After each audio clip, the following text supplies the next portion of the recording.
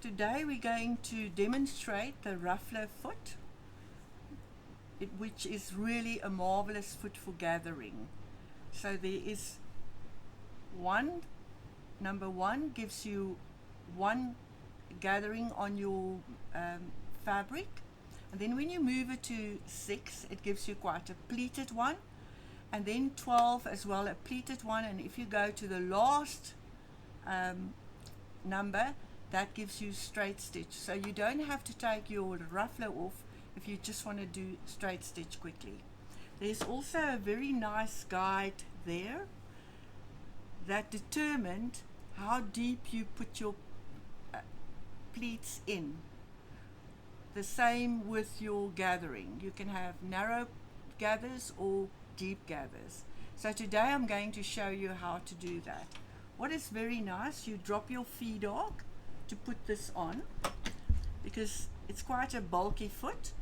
You slide it in and you hook it, this little arm hook around your needle bar. This C opening is where you hook it around your needle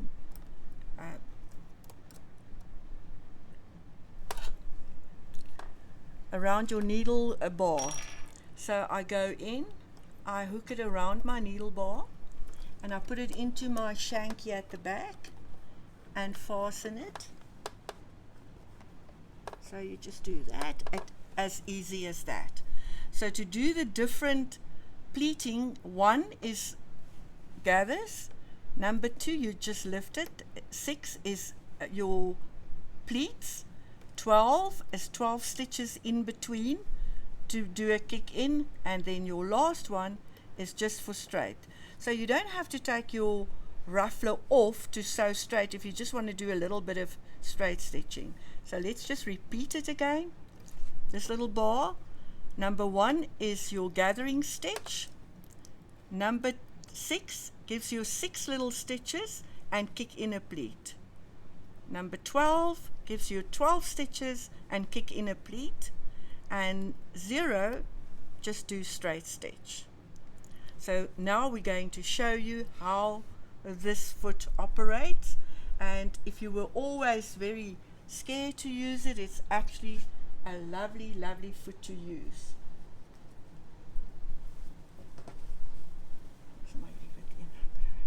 Okay, so I'm going to stitch now for you from, I'll use stitch number 1 first. So there is also an opening here that you slide your fabric in there. Very easy.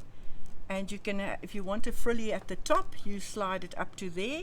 That's what I would do today for our dem. And you put your foot down.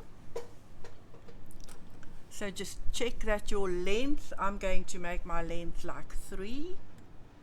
Or no, let's keep it on 2.5. Oh, let's make it 3. We're women, we can do that. Okay. So now I'm going to start, and I am on 1. So we're ready, and we're going to start, and we're going to start with number 1 first. So I'm going to gather in. This will do 1 gather at a time. Beautiful. And then I go over to number 6.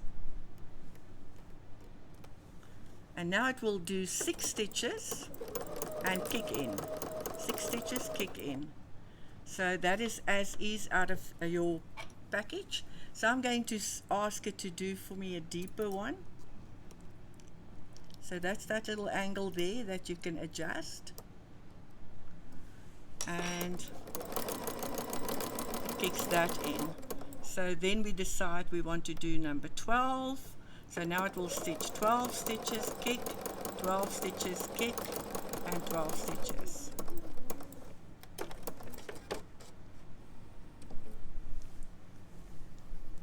And that's what we've just done on the machine here. So you can iron this very nicely for gathers. So it's a lovely gathering foot as well.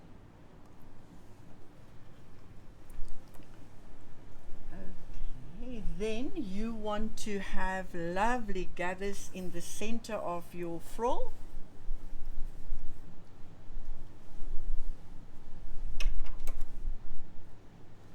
I'm going to use number 6, and I'm going to put this, you could mark your fabric if you want to, but we'll eyeball it. And I'm going to start, and I'm on 6, and I'm going to kick in my pleat. So I'm going to make it my stitches a little bit shorter, so 3.5.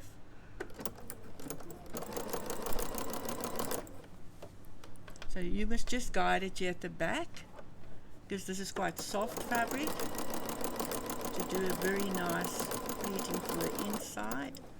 So now we can say, okay, let's do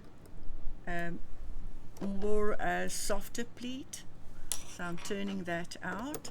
So you must play with it and write down what you've done. Then you don't have to work it out again.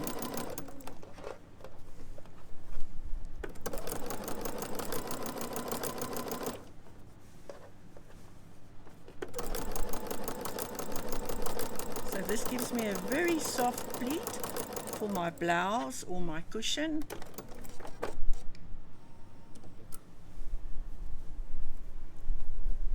And how quick is that?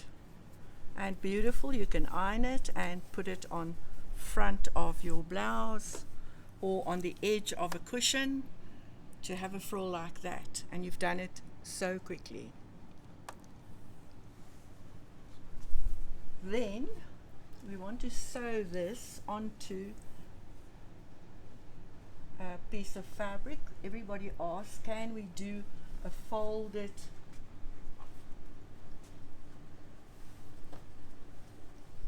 edging? Which we can, which is really fantastic. So I've got here a folded fabric, and I'm going to do my pleat folded in. You do exactly the same, slide it in, and then just guide it where you want it. So I'm going to do a little bit more of a deeper pleat for this, and you can always lift this, you'll put it in and see how deep it is and pull it out again. So you can do that by hand. So we're going to have that pleat, and then you just guide this at the bottom. So I'm just going to lift. I'm going to put my fabric underneath and lift, just to get them together there. So it will pleat now the top, and the bottom will stay flat.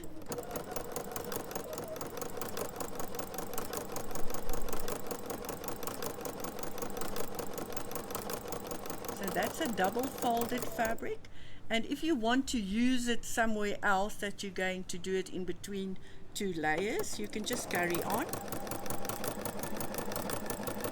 and it kicks in a beautiful even pleat. Just guide it softly.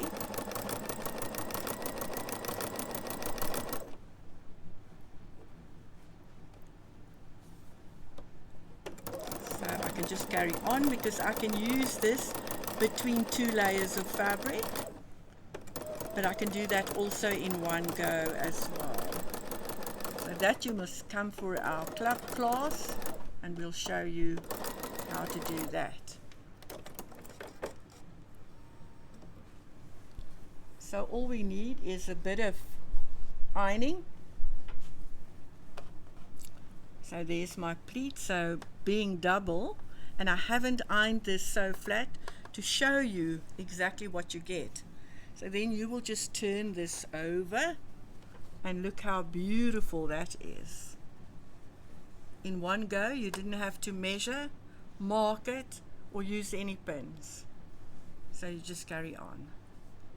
So that is stitch number 6, and that is a double pleat that we've done.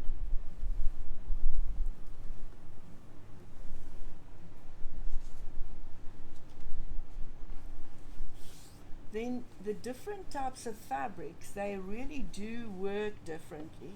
So you can actually do pleating with anything you want to, and always right sides together, okay? So I wanted to pleat this and I want to sew it in one go. So this must first, of course, go into my slide. And I'm going to put my fabric there, and I'm going to do that same stitch that I've just done and just sew. So it kicks it in very nicely for me. So little dresses, little, if you want to do a frill on a shorts, it's so quick to do.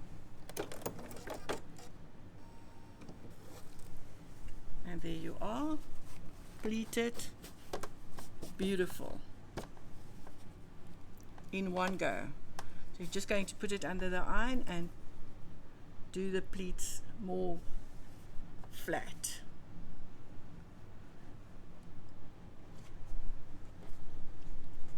So now, if ek gaan nou net gou-gou hierdie afsny.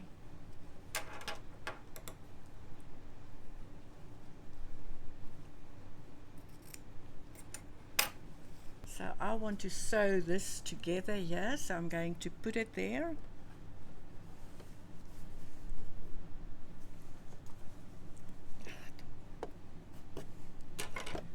And right sides together.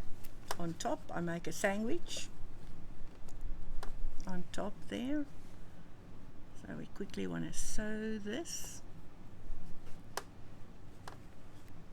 Just make sure that you are right sides together. The bottom. So I'm going to put it right at the bottom. Put it down. And I'm going to put it now to naught, because I want to do this as a frill or on my cushion or whatever. So I'm going to stitch now. So check this out. This is so cool. You can just stitch. So I don't have to take my ruffler off to do that. So remember, 0 is just straight, and there is it sewed together in between two pieces. Just a little tip. If you take your ruffler for the first time out of the box, move this piece up and down, this piece 10 times. So it makes it a little bit loose. So then if you start, it glides very nicely. So that piece, you can't do it there.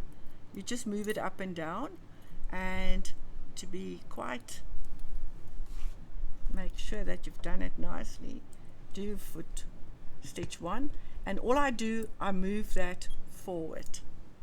I move that forward for 10 times. So then if you put it onto your machine, it works like a bomb. So it's not new and still stiff. You've just done a little bit of practice so that it's not so stiff. Then there is rufflers for all the machines, but for the 790 that I've got here and the 880, we need to use ruffler 86. Then for all the other models, you'll have a little yellow strip there. That is for all the other machines. So definitely, if you've got the 7 range or the 8 range, make sure that we give you 86, because it won't fit on the other machines, especially made for the 7 range. And that's my story today. Hope you'll enjoy. Come and see us, and we'll give you a nice class on the ruffler, and hope that you feel today the ruffler is not so difficult.